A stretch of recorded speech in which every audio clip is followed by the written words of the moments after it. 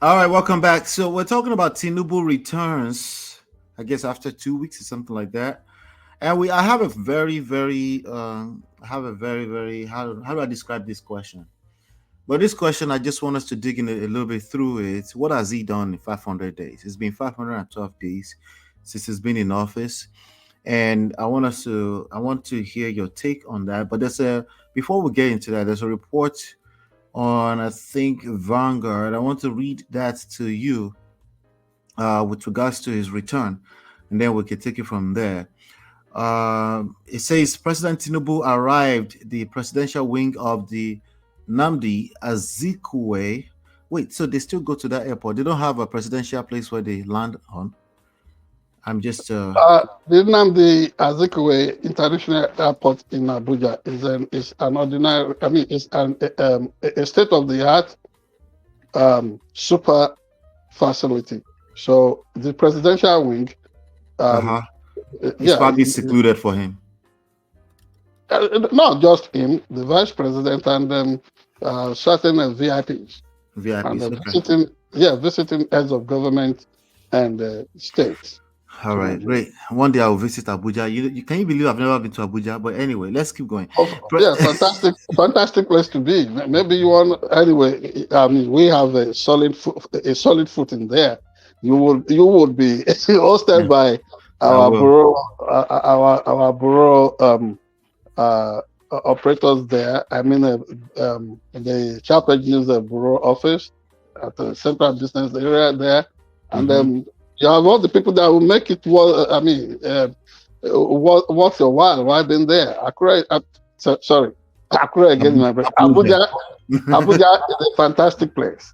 All right, That great. is, yeah, that is the place to be in Africa. All right, I look forward to that.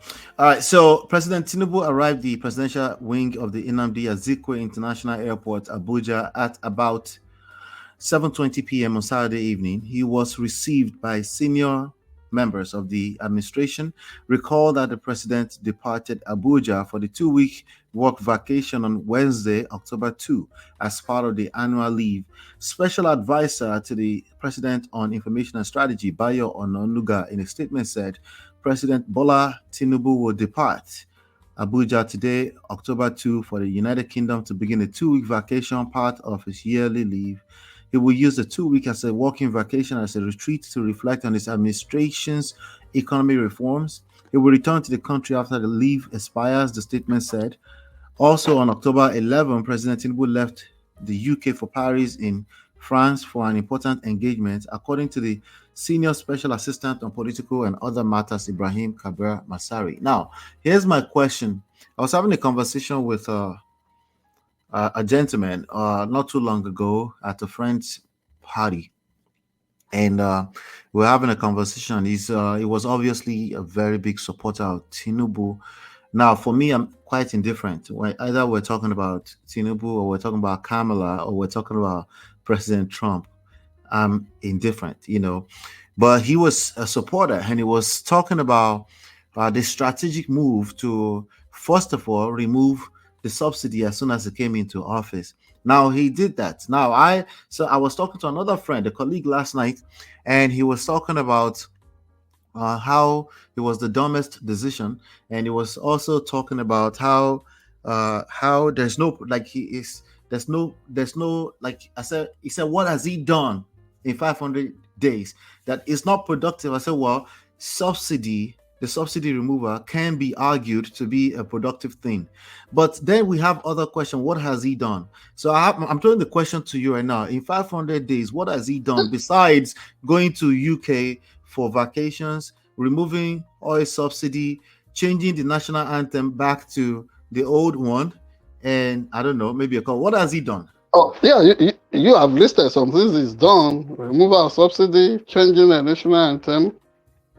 He's done something, but on a serious note, beyond beyond the comical farce that some actions by the administration. For example, let me tell you one thing. From the actions or inactions of Tinubu, it's obvious that Nigeria will never remain same anymore. The last time I was in Nigeria, October 2022. Before I left that country, a bag of rice sold for 30,000 naira. At that time, we were complaining that that was outrageous under Buhari. As the sun is setting in Nigeria this night, you know how much a bag of rice costs? 145,000 naira. Mm-hmm. Jesus Christ. And they say minimum wage is 70,000 in the country. And I'm sorry, you said how much was it before? How much did you say? When I was leaving Nigeria, October 2022, it was selling for 30,000 naira. We were complaining there that was outrageous because the 4 years, the few years before that, the 3 years before that, when Jonathan was there, it was selling for average of 7,000 plus. 7,000 to 145. Today, as the sun is setting tonight in Nigeria, and I've confirmed this before we came on air, a bag of rice is selling maybe 50 kg, is selling for 145,000 naira. Right.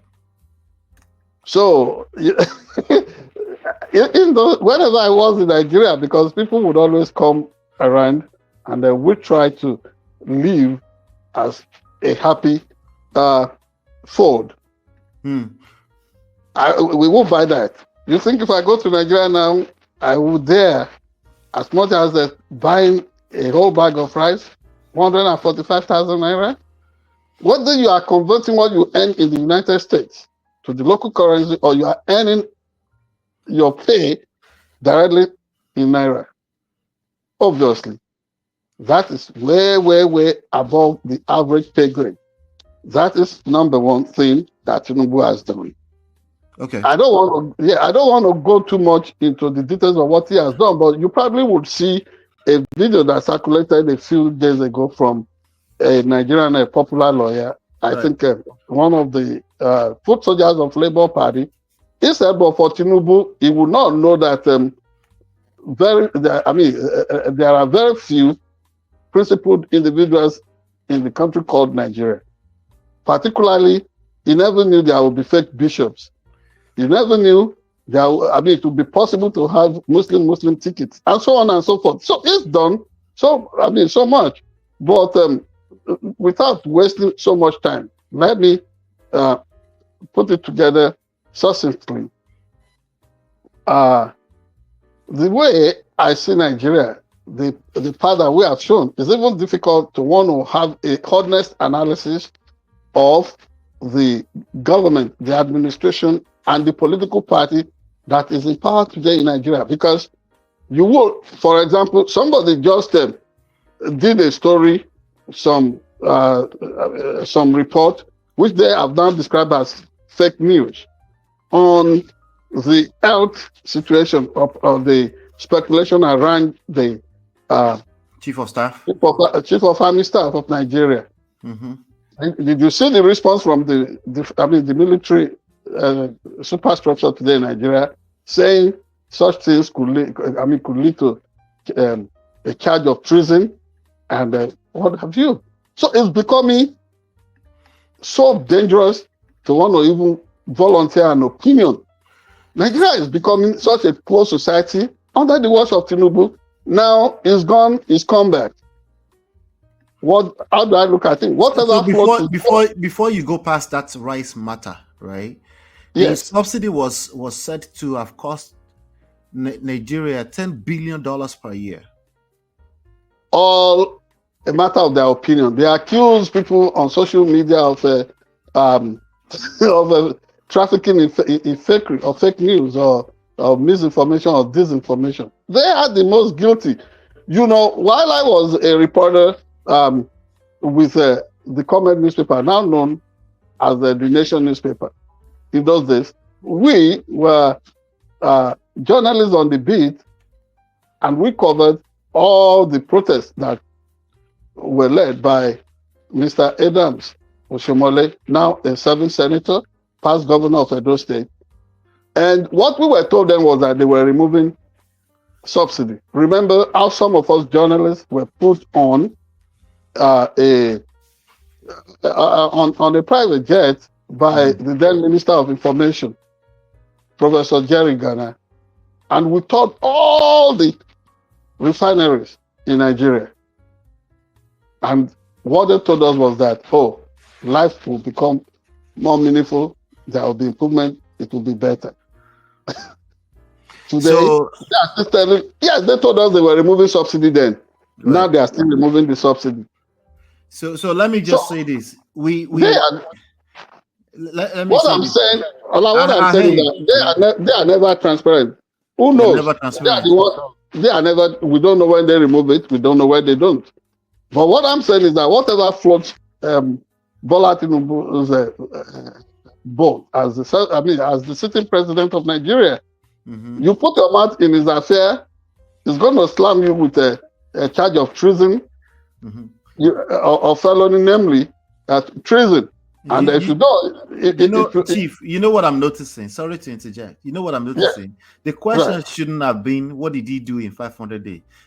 500 days. It should have been, what has he achieved in 500 days? You've done very well telling us some of the things he's done in 500 days. Majority of it were negative, including lack of transparency, right? But maybe the question should have been, this existential threat to freedom of speech, to free speech, free expression, and thriving journalism. And you have certain annoying, obnoxious individuals who call themselves journalists, but they are nothing other than mere ideologues. The media wing of the ruling APC, they are always issuing subtle threats. Oh, if this had been done in a place like this, there would be execution. Oh, if that one had been done, they would have been in.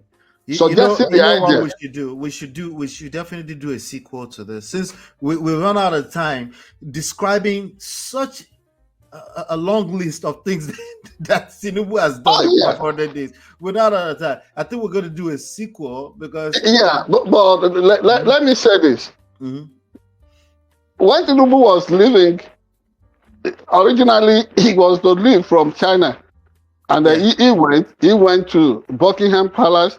Was going to use the king of United Kingdom, King Charles, as a facade for whatever his vision there was, until he was caught on security camera visiting an hospital while the health facilities in Nigeria all around him were turned to mugs and consulting rooms.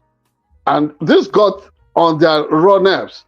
They were really angry. And then he had to rush back to Nigeria, and he said he was breathing in for just 5 minutes to see the situation in Borno, where there had been a flood damage.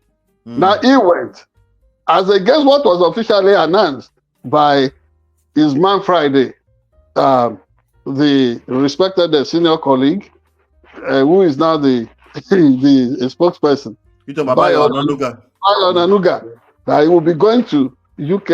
He will be going for 2 weeks holiday or vacation, part of his annual vacation. Fine. It was not a part of the original thing that was announced. What was the business that he had to attend to in France? Remember, look at that statement. No disclosure. Always hiding things, and then putting Nigeria to such putting the average Nigerian in such a situation where they speculate about himself, about his whereabouts, or that of his officials, and then people are threatened with treason and all kinds of stuff. Why is it that people cannot just speak the truth for once? Not even for once, part of the damage he has done. Not even for once has he ever addressed the country. We're around 5 minutes over time on that story. Yeah, thank you very much. We're around 5 minutes over time on that. My apologies. No problem. I'm going to send this message to. You can't rush through an issue called Tinubu. I understand. I'm going to send this message to the Bayo Onanugas in Nigeria. You know, if you want to trigger Nigerians, just take Tinubu on another trip again. That's You can be sure. After all, is the fellow African brother Paul Biya of Cameroon has just shown up after disappearing on his people's radar. The president of Cameroon He has just shown up after being away for. He's never there. But this last one, they counted. They said he's been away for 6 weeks. He's just showing up. They are just propping him up in his 90s. At least he didn't die. You should be grateful, Africans. Whatever happens to him, you don't have any death wish for him. But these people, they are really using up what should have passed on to younger generations with theirs. You know. Speaking of younger generation, you're gonna want to check out this next segment. Hit the like button, share, subscribe, and follow. And we're moving on to the next segment immediately. We'll be right back.